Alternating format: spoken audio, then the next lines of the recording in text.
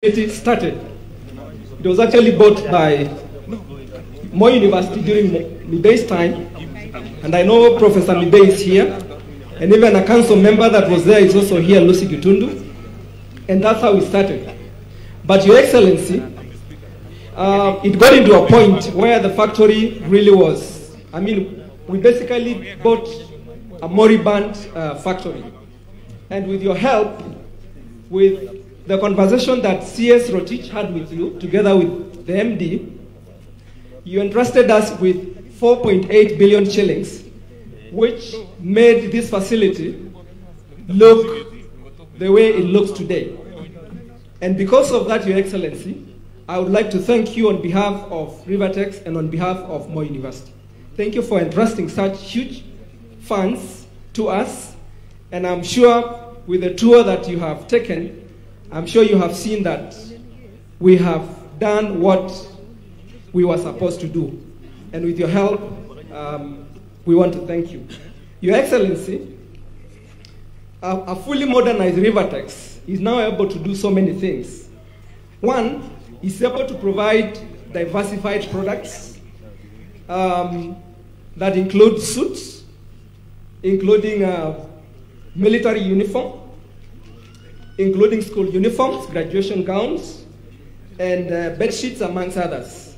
Your Excellency, I also would like to thank you for giving us the opportunity to supply the fabrics for the military. And Your Excellency, we are requesting that you also assist us to be able to actually provide fabrics for all the disciplined forces in this country, including the prisons and including all the other sectors in your government. That will help us in terms of sustainability for the facility. In terms of the Big Four agenda, Your Excellency, in terms of the raw materials,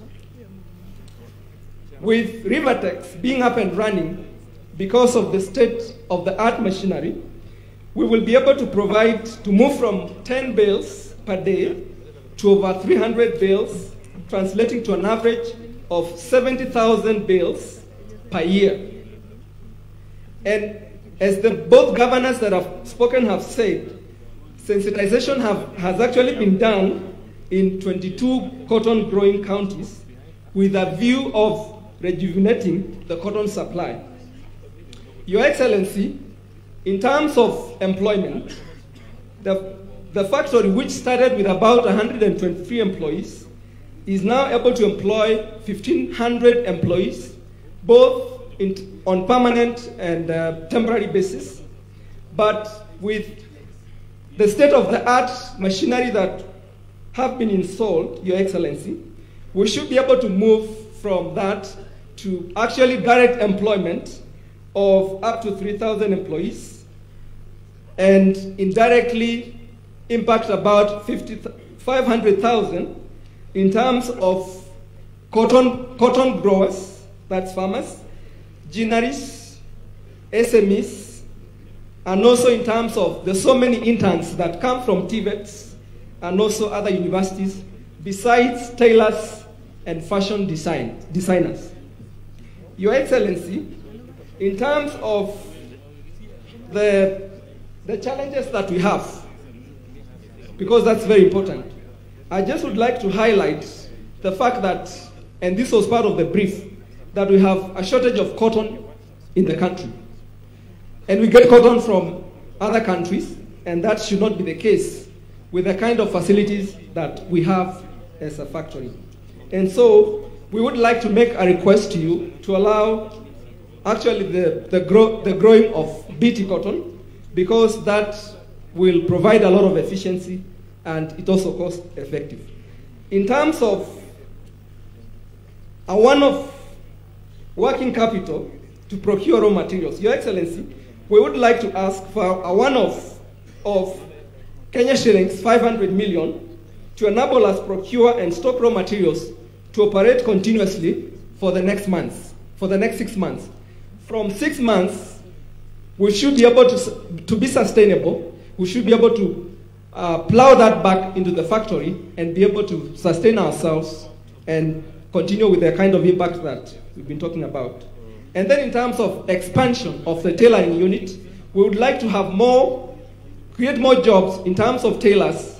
Right now we would like to be able to employ directly 1,000 tailors, and that will help in terms of creating employment for our young people.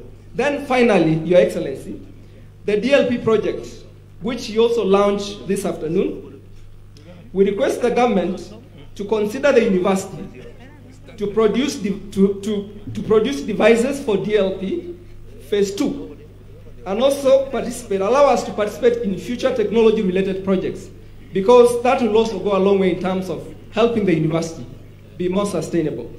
And with those few remarks, Your Excellency, I would like to thank you again for coming and wish you God's blessings on behalf of Rivatex and on behalf of Moi University. Thank you very much.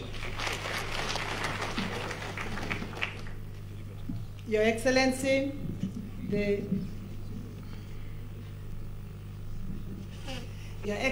the President of the Republic of Kenya, Mheshimiwa Uhuru Kenyatta, Your Excellency, the Deputy President, Mheshimiwa Dr. William Ruto, all elected leaders, all guests, ladies and gentlemen, we're really excited to have you here today. My name is Betty Maina. I am the Principal Secretary responsible for industrialization. Our first thanks goes to the government for the support to this project. Our second thanks goes to the governor and the county government of Uasin Gishu County. Please clap for your governor. Uasin Gishu County has embraced this project and made it their own.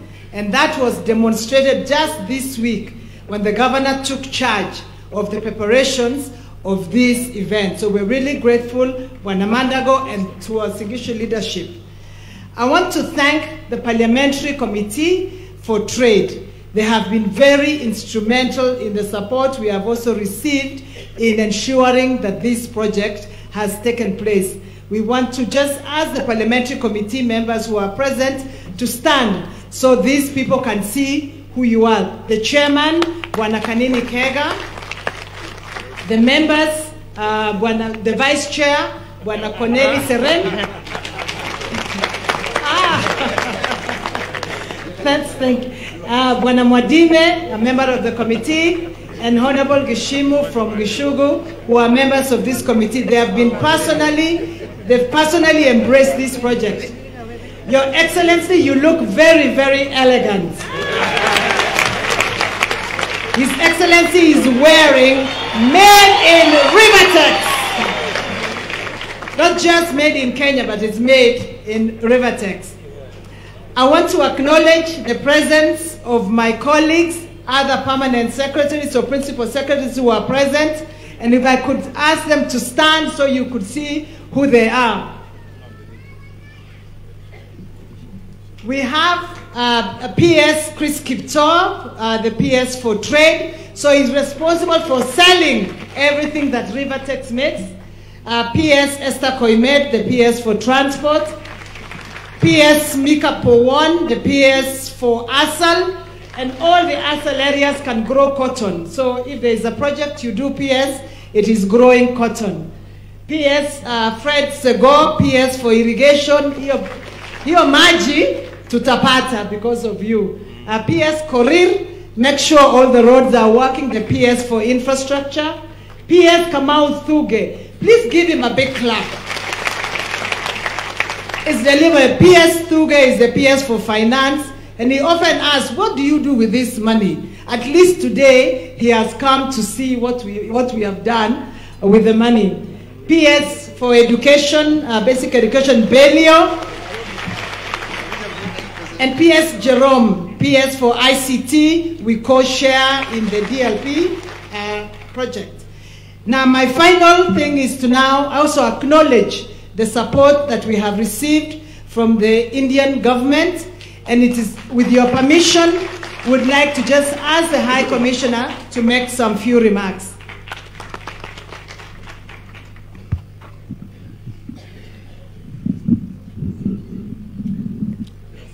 Namaste, ladies and gentlemen. Today is really a very special day. I have to first congratulate the government of Kenya, the Exim Bank of India, the agency through which it was financed, the government of India, management team of Rivatex, the Lakshmi Machine Works, the Indian contractor, the subcontractor, the workers who have all sort of worked really hard to deliver this project in 3 years since the line of credit was signed.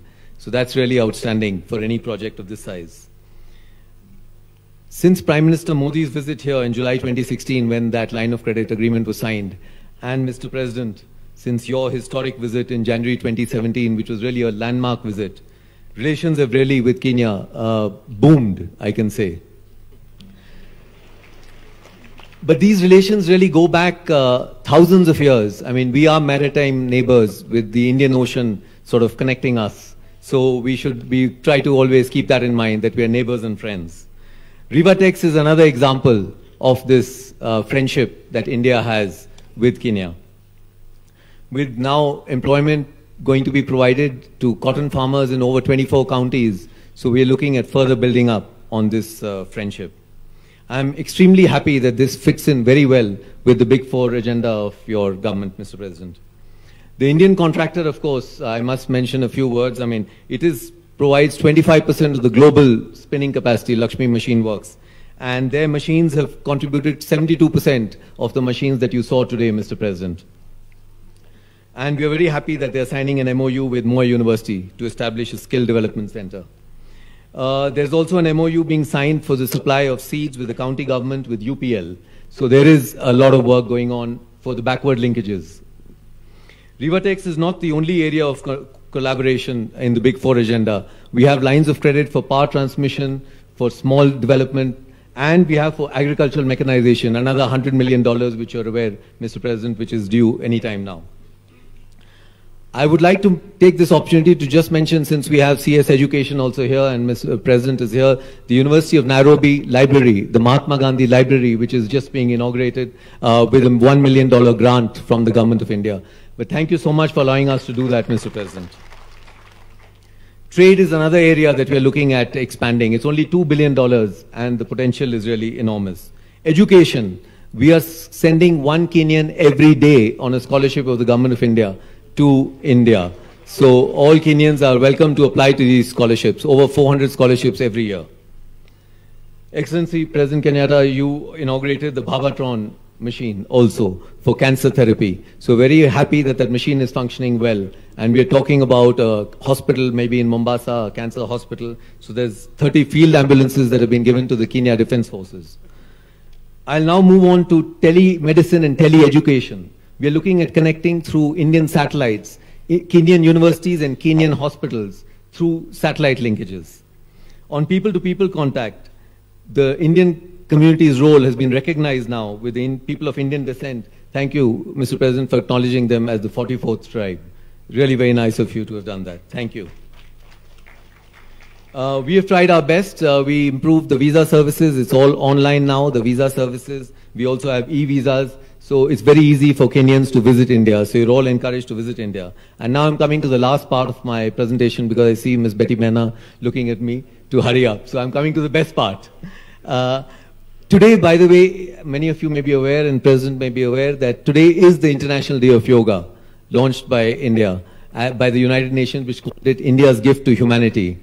So we celebrated it this year, Mr. President, in 10 different counties, including Hussein Guishu, with the collaboration of the government. So 10 different counties celebrated it. Nairobi is going to be on Sunday at the premier ground. So any of you want to come, there are over 5,000 people we are expecting. I don't think we can beat this crowd, Mr. President, which you have got, but we are going to try and do yoga in a big turnout on Sunday.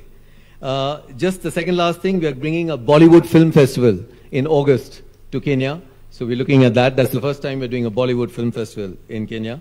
And Air India is launching a direct flight from Mumbai to Nairobi. And that's happening on World Tourism Day, 27th September. So on that, I wish the team of Rivatex all the best. Thank you so much, Asante Sana. Thank you very much. I would be remiss if we didn't pay special thanks and gratitude to the Managing Director of Rivatex, Professor Kipkurgat. He has done a tremendous job of delivering this in a very, very short period, and I'm sure you can account for every coin as you walk through that through that factory. May I now invite the Cabinet Secretary responsible for this project, the Cabinet Secretary for Trade, Industry and Cooperatives, the Honorable Peter Munya.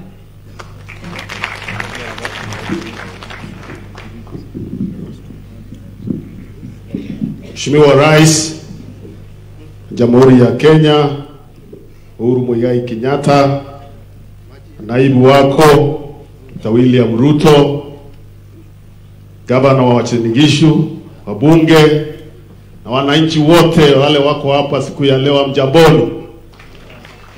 Leo ni siku ya rais.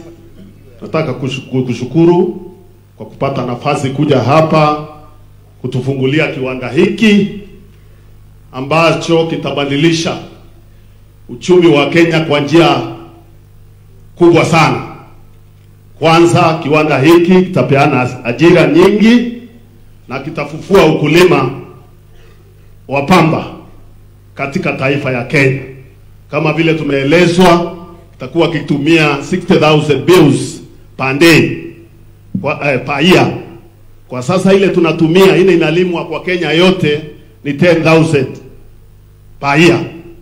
Kwa hivyo tuna nafasi ya wakulima kulima 50,000 bills ambazo zitatumika katika kiwanda hiki. Kiwanda pia kitatumika kupeana fabric ambayo kwa sasa tunanunua kutoka nje. Kwa hivyo vile viwanda vingine vyote ambavyo unaanzilisha pia vitanufaika kutokana kwa factory hii. Kwa hivyo ajenda yako rais ya kukufua viwanda na kufungua viwanda mpya imechukua mwelekeo mpya siku ya leo, na tunaona tuna utaratibu mwema wa kuendelea kufufua viwanda na kujenga vipya ndio wananchi wapate ajira. Kwa hivyo kwa sababu hii ni siku yako, mimi nataka nichukue nafasi hii nialike Deputy President aweze kukukaribisha hapa, uweze kuhutubia wananchi wa hapa. Pigieni makofi akija.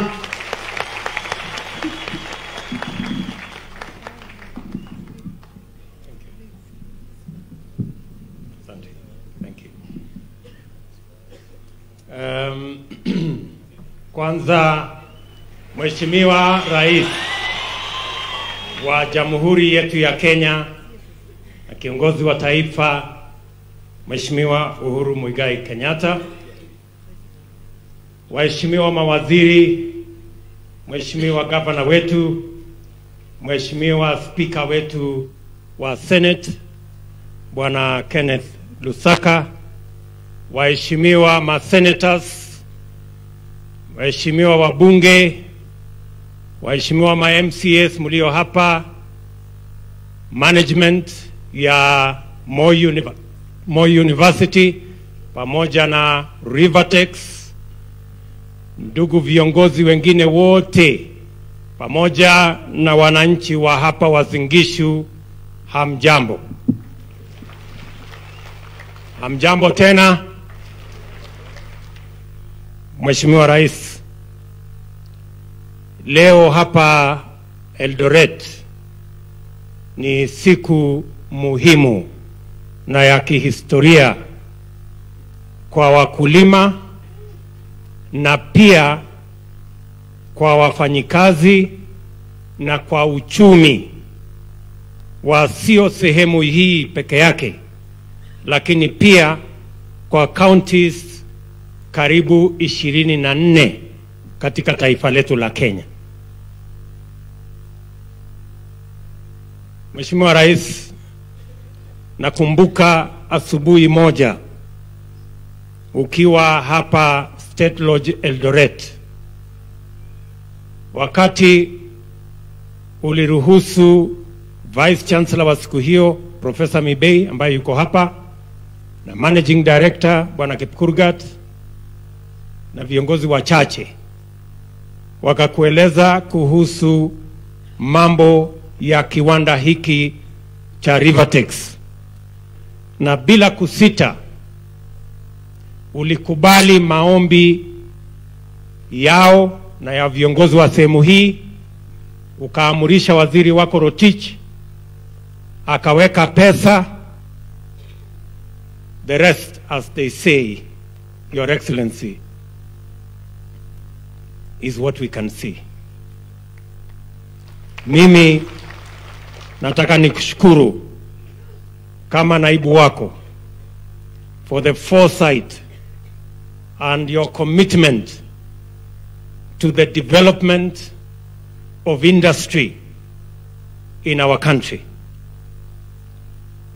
Ningependa kwa njia ya kipekee, Mheshimiwa Rais, pia kuwatambua watu wawili wa muhimu sana kwa kiwanda tunayoanzisha leo. The Head of Public Service, Bwana Joseph Kinyua, amekuwa rafiki mkubwa, na profesa hapa anaweza, he can bear me testimony.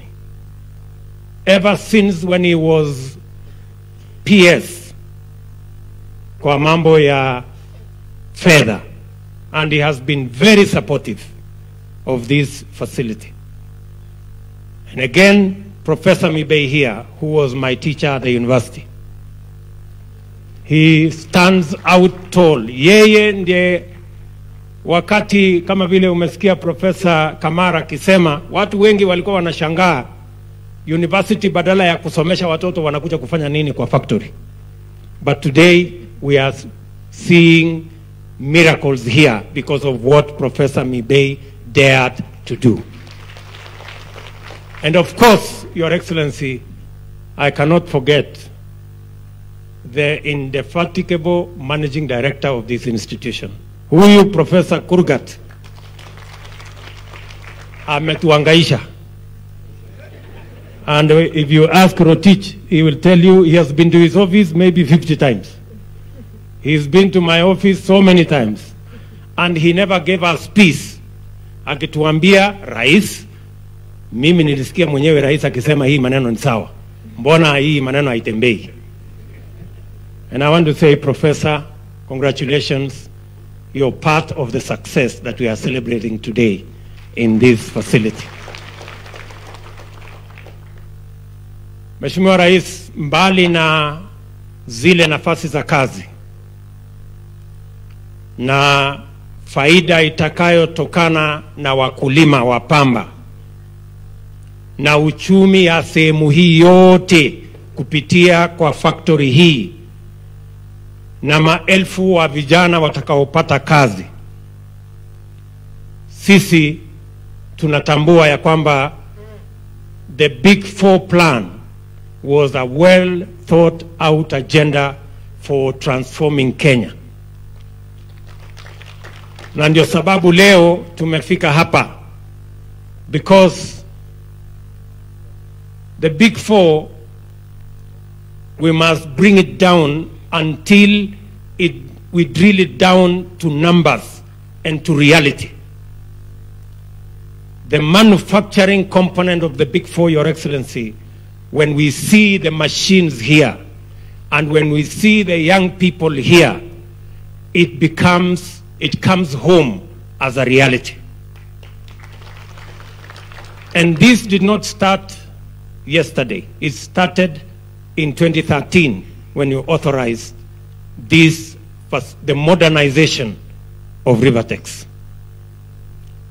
We shall be eternally grateful for your support, your foresight, and your commitment to the turnaround and the modernization of this facility. Allow me, Your Excellency, to also thank the Indian government for the facility they have provided for us to have this facility here. Your Excellency, let me also inform you as your deputy, umenipatia kazi ya kuangalia ya kwamba maneno inaendelea kona hapa, kona pale, sehemu hiyo, sehemu ile. Hapa mambo ya barabara ulioanzisha ni vile ulisema, ni vile umeambiwa na viongozi, hii ya Rivatex is almost 60-70% complete. Ile ya dries, ile kwanza tulikuwa tunaambiwa tukiwa primary school. Leo your excellency is almost 90% complete mpaka hapa Naiberi. The other one from Naiberi all the way to Elgeyo Marakwet kule Kapcherop na kwenda mpaka Kachibora is going on, na facility hiyo inaendelea vizuri. Mheshimiwa Rais, pia barabara nyingine kutoka Kichinjoni hapo Eldoret kwenda mahali nilikuwa mjumbe wakati mwingine kule Kiplombe, namna hiyo mpaka Soi mpaka Gabenes, hiyo barabara inaendelea vile vile. And many other infrastructural facilities that are going on here. Wacha pia Mheshimiwa Rais niseme asante kwa sababu ya barabara kutoka Rironi kule karibu Nairobi ambayo itakuja mpaka hapa Mau Summit, dual link. Kwa sababu saa hizi kutoka Eldoret kwenda Nairobi inachukua 7 hours. Lakini baada ya hiyo barabara kutengenezwa, the dual link and the tolling of hiyo barabara kutoka kule Rironi mpaka Mau Summit, na baadaye tunajua itafika Eldoret mpaka Malaba. Sasa usafiri wa kutoka Eldoret kwenda Nairobi itakuwa rahisi. Bypass uliokuja kuanzisha hapa Rais, Mandago alisema it was designed single lane. It was actually designed double lane, lakini the money that was available was for single lane. Lakini you have authorized your minister, and Macharia is in discussion with ADB so that we can actually go back to the original design, which was a double lane. Kwa hiyo, na hiyo ndio itakayoondoa msongamano wa magari katika mji huu. Tunashukuru pia Mheshimiwa Rais kwamba the Ministry of Infrastructure na Waziri Macharia ako in discussion na watu ambao watatusaidia kujenga hiyo barabara kutoka Mulango kuja hapa airport, kupitia hapa kuwa na overpass hapa Eldoret mpaka ifike Moi University the other side. Na kama mti yako ya mkono nitasukuma hiyo watu wafanye haraka haraka ndio hiyo maneno iweze kutembea. Mheshimiwa Rais, ningependa kusema pia shukrani kwa sababu ya hospitali hii. Unajua nilikueleza hii msongamano iko MTRH. I am partly to blame. Kwa sababu wakati Mheshimiwa Rais Moi alituuliza kama viongozi wa wakati huo kama hii hospitali ya district ambayo ilikuwa Wazingishu wakati huo inaweza kubadilishwa, tulikubali. Lakini hatukujipanga vizuri kwa sababu sasa tukakosa hospitali ya district. Tukahangaika hapo katikati, wakati nilikueleza mkatueleza tutafute shamba. In your cabinet, your excellency, you approved shamba. Tumepata eka 200, procurement imemalizika. Na sasa Mheshimiwa Rais, ukienda pale and the MD is here, kitanda moja inalala watu 3 pale kwa MTRH, na watu wengine wanalala hata mpaka chini. So we believe that it is a project whose time has come so that tuweze kupeleka referral facility na teaching kule, hapa tuwache hospitali ya county. Mheshimiwa Mandago aweze kubambana naye. Ndio? Amekubali. Na mimi nataka nikushukuru Mheshimiwa Rais kwa haya maneno. Mwisho ulinituma 2017 kuanzisha AZ hapa. Na mimi nataka nikueleze Mheshimiwa Rais, there is progress pale kwa hiyo AZ. Pia pale kuna mradi wa power generation ya solar ya 80 megawatts. pale investment itakayowekwa pale ni karibu shilingi bilioni 30. Ile watu wa hapa kwa sababu ya hiyo facility wanauliza ni kabarabara kidogo karibu 11 kilometers na maji kutoka pale Kerita, ndio hiyo special economic zone iweze kuendelea mbele. Na nataka I want to report to you, Your Excellency, already your ministers are seized of that matter and they already know the estimates and they have made some small commitments towards those facilities. Mheshimiwa Rais, hatutaki kusema kuzidi hapo. Ile kitu mimi nataka nikueleze, sisi wote, na naongea kwa niaba ya viongozi wote wa Jubilee, sisi wote tuko nyuma yako. Sisi tunatambua mahali tulianza na tulisema mambo ya Jubilee ni mambo mawili. Ya kwanza ni kuunganisha taifa lote la Kenya, jamii zote za Kenya, watu wa kutoka dini zote za taifa letu la Kenya na sehemu zote. Hapo tumesimama na wewe kidete. Jambo la pili, tulikubaliana mfumo wa siasa utabadilishwa iwe ni mfumo wa maendeleo, miradi ya maendeleo. Haya ya barabara, hii umekuja leo ya Rivatex, ya mambo ya viwanda, ya kuunganisha stima na yale mengine yote. Hapo tuko na wewe 100% na hatubanduki.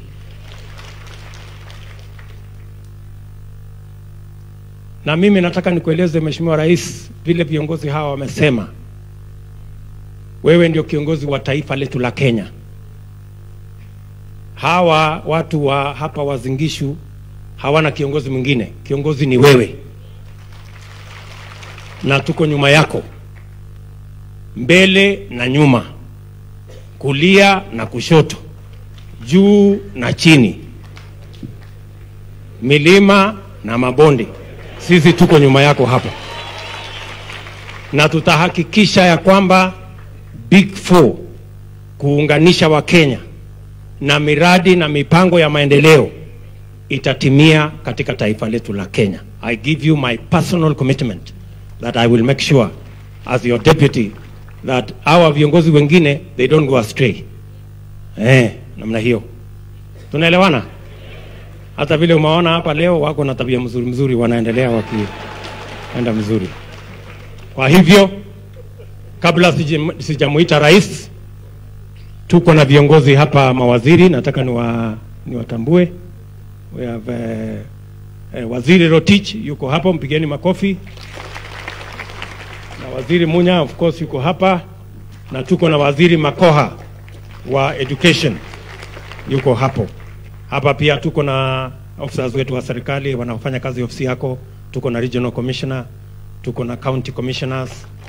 Hebu county commissioners msimame, na assistant county commissioners, deputy county commissioners, chiefs, assistant chiefs wasimame. Hawa wote, wapi salute ya commander in chief? Very good. Hawa wote Mheshimiwa Rais ni watu yako, wanafanya kazi pamoja na wewe kusimamia amani na mambo ya maendeleo hapa mashinani. Na kwa mambo haya mengi Mheshimiwa Rais, kwa heshima kubwa, is now my pleasure to request His Excellency the President of the Republic of Kenya to make his remarks and to launch this facility officially. Mheshimiwa Rais. Asante sana. Thank you, William. Asanteni na tuketi, nashukuru sana.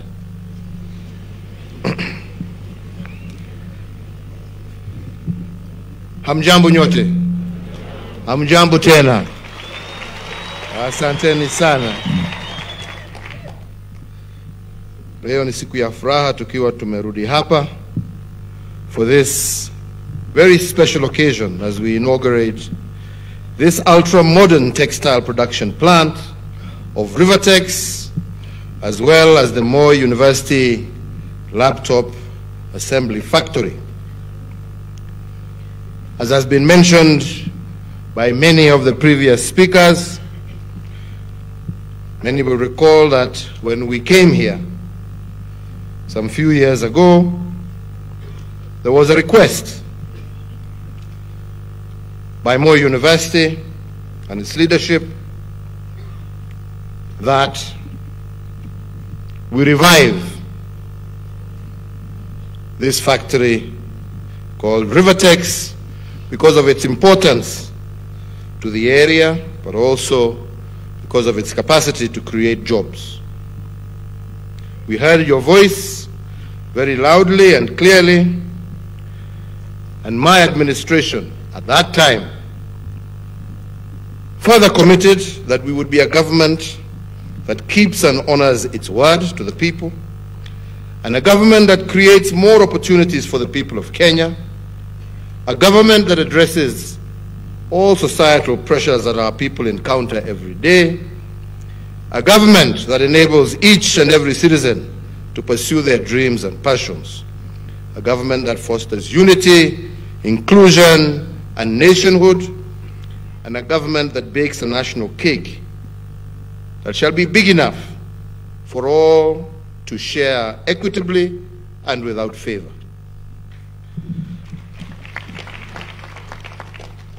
And I made a pledge to lead our nation on that path, as William has said there, of national renewal, but also of transformation. And we are spearheading the implementation of the most ambitious vision for a better Kenya ever formulated for our nation, and as espoused by our Big Four agenda, which is a decent roof over many more heads at affordable costs, affordable health care for all, value addition, an increase in manufacturing and jobs, as well as ensuring food security for all Kenyans. Today, here in Eldoret, we are taking a bold step to answer to our pledge to you. We are laying an additional brick to the realization of our commitment to create more opportunities for our people. Today, we move even closer to accelerating the expansion of our national cake through the manufacturing sector as we cement our place of pride in the community of nations. The industrial complex that we are inaugurating today manifests the possibilities within our borders and the true value of strategic partnerships with our international partners. Today we thank the Government of India for walking this journey with us and for her unwavering support, which has covered a multitude of sectors, including access to new technology and training. Asante sana. So today, ladies and gentlemen, we celebrate not just the present monumental investment of this project to the tune of nearly Kenya shillings 5 billion, but also the impact of this initiative in supporting the country's socio-economic renewal. The estimated 3,000 direct jobs that this project will generate and the tens of thousands of indirect jobs created in support and ancillary activities will go a long way to boosting not just this region, but also our national quest for value addition, an increase in manufacturing, as well as jobs under the Big Four.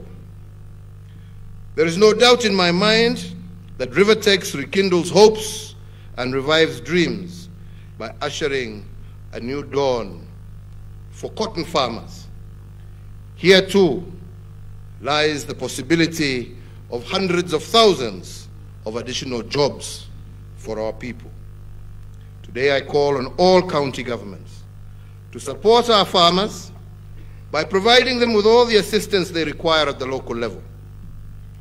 On our part, as national government, we will continue to improve policy conditions and ease of operations for farmers, while at the same time delivering on direct interventions that make inputs, operations, and support activities cheaper, and also direct interventions that enhance productivity and market access. In regard to cotton, I am indeed aware that we are at an advanced stage of the national performance trials for biotechnology cotton, what we call BT cotton, which would give better yields and returns to our farmers compared to conventional cotton.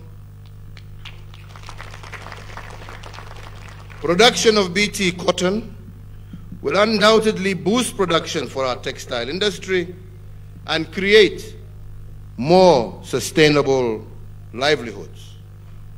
And in this regard, I therefore direct the ministries responsible for agriculture, industry, environment, health, and education to fast-track the steps remaining towards the approval for commercialization of biotechnology cotton.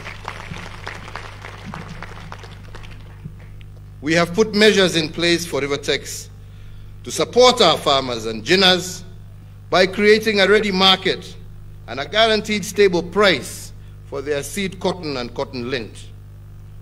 Sasa tuende kazi, kwa sababu tumeanza. Rivatex ndio hiyo, kuna haja ya kelele, sasa ni kazi. Rivatex alone assures our farmers at least 100,000 bales of lint per year, with estimated consumption of other textile mills. We project a demand of over 140,000 bales of lint per annum, not including export possibilities. Under the Buy Kenya, Build Kenya policy, we have implemented reforms that embrace our Kenyan brands.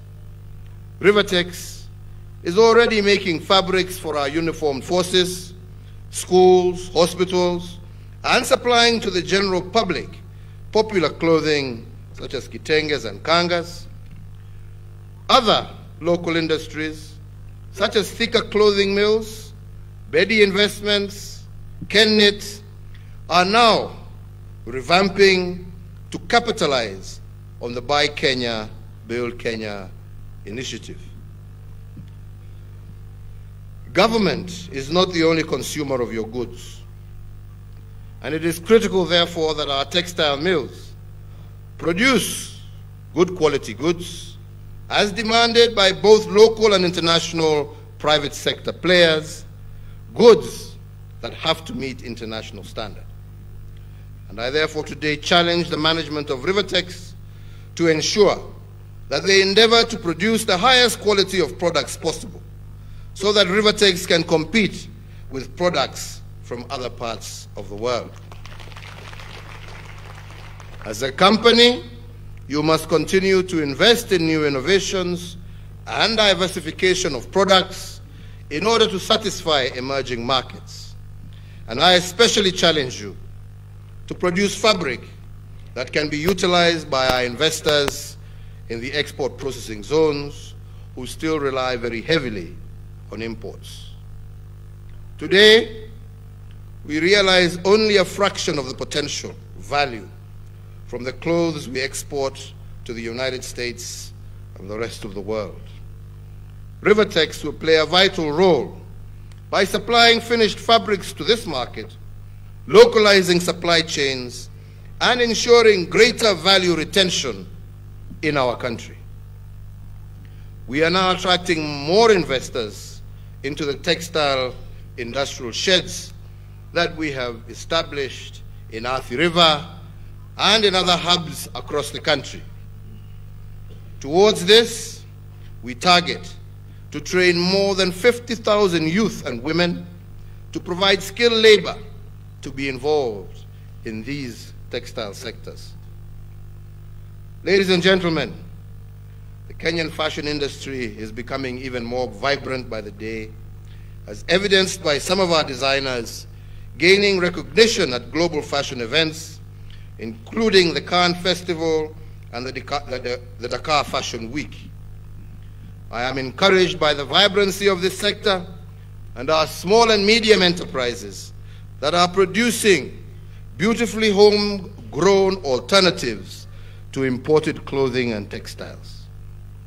My government will continue to support the integration of SMEs into the apparel sector by setting up common production facilities to boost the production capabilities for locally produced apparel. The expansion will create an organic and sustainable demand for the textiles produced by Rivatex as well as other local manufacturers.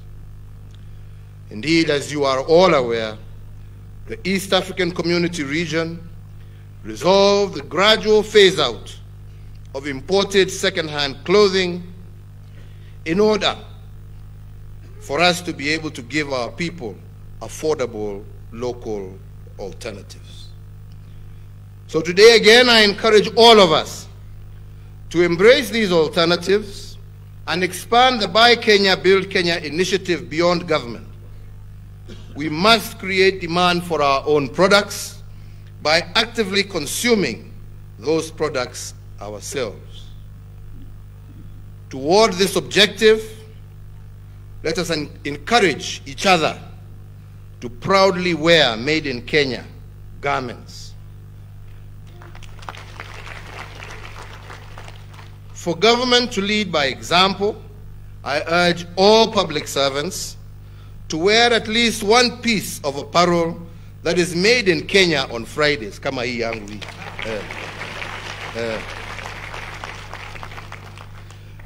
And I also encourage the private sector to join government in this Made in Kenya Fridays initiative so that we may showcase what our local apparel industry has to offer.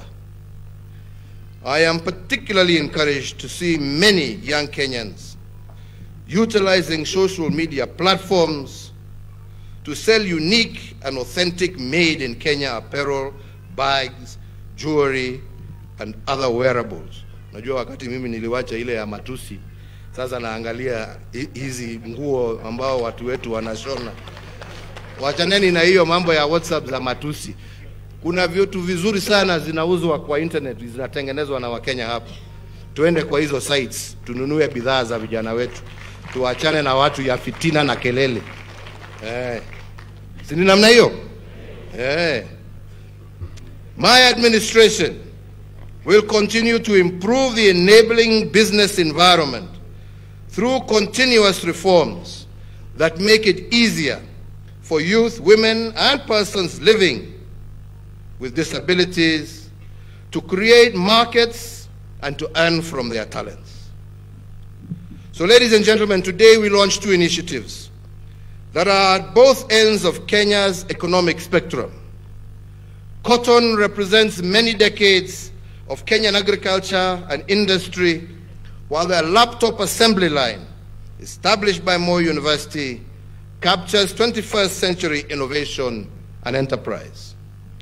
I applaud Moi University for establishing a laptop assembly line and also creating an industrial linkage, which is an important component in addressing the skills and capacity gaps in the ICT manufacturing industry.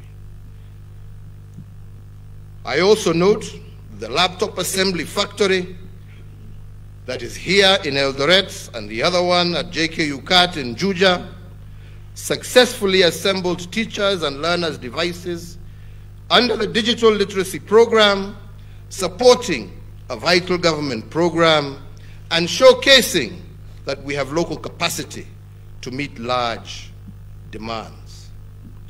To this end, my administration has extended incentives to support the assembly and production of motherboards in Kenya, and I expect that in the coming years, we shall be relying exclusively on Kenyan manufactured or assembled hardware for all our computing hardware needs.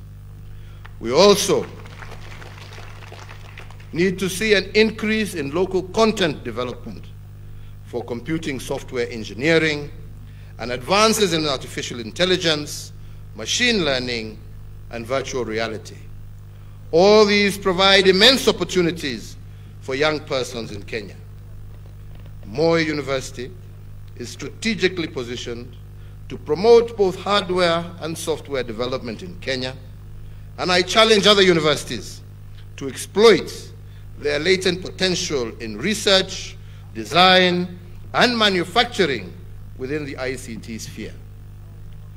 Finally, let me say that I look forward to the next big revolutionary hardware or software innovation, being one that was created in Kenya, and I wish to assure the entire sector, both academic and enterprise, of my administration's full support towards that end. Let me also once again congratulate Rivatex East Africa and Moi University for these momentous feats and wish them every success in their undertakings. Asanteni sana. Thank you. Mimi pia sina mengi ya kuongeza isipokuwa kushukuru vile tumewashukuru wale wote ambao wamehusika kuhakikisha ya kwamba huu mradi ambao tulianzisha umekamilika, na furaha yangu kubwa ni ya kwamba sasa zaidi ya vijana 3,000 watakuwa na kazi na wataweza kujiendelesha kwa maisha kupitia hizo kazi. Pia wakulima wetu wa pamba ambao kwa miaka mingi wamekuwa na shida na tabu kwa sababu ya ukosefu wa soko, sasa tutaweza kufufua the growing of cotton, na sio tu area hizi, Siaya, Kisumu, upande kule Makueni, Kieni, upande ya Nyeri, sehemu nyingi za Kenya, wakulima zaidi ya 500,000 wataweza kujimudi kwa sababu ya yale ambaye tumetenda hapa siku ya leo. Na mambo haya ndiyo sisi tunahitaji. Sisi hakuna lolote lingine ambalo tunatafuta. Ni kuhakikisha ya kwamba tumefanya kazi na tumeweza kuinua na kubadilisha maisha ya Wakenya wetu wote pahali popote walipo. Na vile tumefanya hapa, tutafufua pia Kikomi, tutafufua pia inaitwa nini ile Mountex, yeah, hizi factory zote tutafufua so that our young people can get jobs. And this is the intention that I have and the intention of my government. Na ndipo kila saa mimi naendelea kuhimiza kitu kimoja: Wakenya tuwe kitu kimoja, tukae pamoja, tusijiulize kabila lako, dini yako. Mwishowe kila kijana hapa, awe ni Mkalenjin, ni Mkikuyu, ni Mjaluo, ni Mkamba, ni Mugiriama, wataka nini? Wataka kazi ndio uweze kuwa na pesa yako ya mfuko. Ukienda nyumbani, mama anakupigia makofi na anakuambia karibu, umekuja na nyama tukule. Ukienda hospitali uko na dawa. Mtoto wako akienda shule anasoma. Ai jameni, mambo haya ina kabila, ina dini.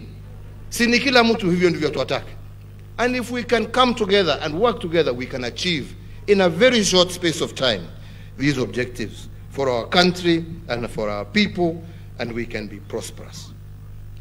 Mimi sitaki niseme mengi isipokuwa mambo haya machache ambayo yametajwa tutaendelea kuyachunguza. Hiyo ya bypass tunagojea hii National Land Commission mpya iwe in place. Hiyo mambo ya compensation tumalize ndio contractor aweze kuendelea na kazi. Hatutaki barabara ichelewe. Hiyo mambo pia ya special economic zone, barabara ya kuingia huko na maji, hiyo pia tayari tumeamurisha ya kwamba hiyo kazi iendelee, ndio vijana pia waweze kupata kazi. We have done amazing things here. Tumeona computers. Na mimi nimefurahi. Na Kanini Kega, your chair of the committee that has also supported this project. Can you please tell your other people waone kazi hii, badala ya kukata pesa ambaye ingekuja kuingia huku wapeleke other places which mimi hata sijui ni wapi wamepeleka. Warudishe pesa hiyo jameni, vijana hawa wapate kazi, tuendelee namna hiyo. Waambie tafadhali. Hii Kenya ni kubwa jameni. Tungependa hivyo. Kwa sababu pahali ambapo tunaelekea, hii mambo ya teknolojia, hiyo ndio itakuwa barabara. Na lazima tutayarishe watoto wetu wawe tayari kwa hizo kazi za kiteknolojia ambazo zitakuweko. Sasa vile tumemaliza for example huduma namba, tunataka kuhakikisha ya kwamba tukienda level hiyo ingine, mambo ya instant fines, sio mtu kuwa umeshikwa hapa Eldoret na umetoka Mombasa unakuambiwa wewe utakuja traffic offense utoke Mombasa ukuje Eldoret. Tunataka instant fine. Hiyo instant fine unalipa hapo hapo. Polisi yako na simu yake anakupatia receipt, wewe unaendelea na safari yako. Au ni namna gani jameni? Na hizo simu tunataka kutengeneza hapa. How do we do it if we don't support our own local industries? Let us put money where we get results. Na hiyo mimi nawaomba wajumbe tafadhalini. Let us be careful when we cut monies. At what impact does that have on the economy? Nafikiri ya mwisho ningependa tu kutaja, tuta upgrade ile stima ya hapa from 33 kVA to 66, na hiyo pia sasa itawezesha factory hizi mbili kuweza kuendelea kufanya 24 hours with stable power. Na pia kwa sababu stima ndio the biggest expense, si ndivyo umeniambia wewe? Yeah? 30%. Na kwa sababu tunataka ku-encourage hii factory iweze kwa muda mfupi kuanza kutengeneza mahela na ku-reinvest, nimeamrisha wizara ya stima wa reduce bei ya stima kwa hii kiwanda by 50%. Ndio sasa musiwe na excuse ni kwa nini hamtengenezi mahela na kwa nini vijana 3,000 hamujaandika. Hiyo sasa ndio tutakuwa tunaangalia. Sini hivyo wenzangu? Mimi sina mengine mengi. Mungu awabariki wenzangu na tutarudi tena. Asanteni sana. Tusimame sote kwa wimbo wa taifa tafadhali.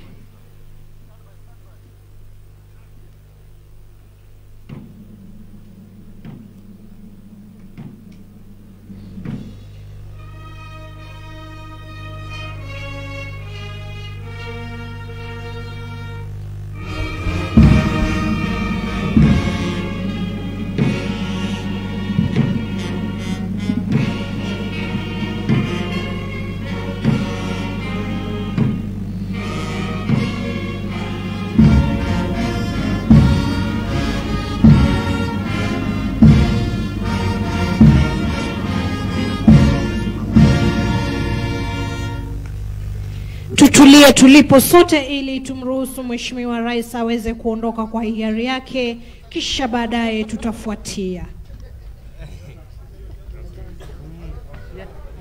Well, there you have it, President Uhuru Kenyatta there, about to depart from the venue where he was commissioning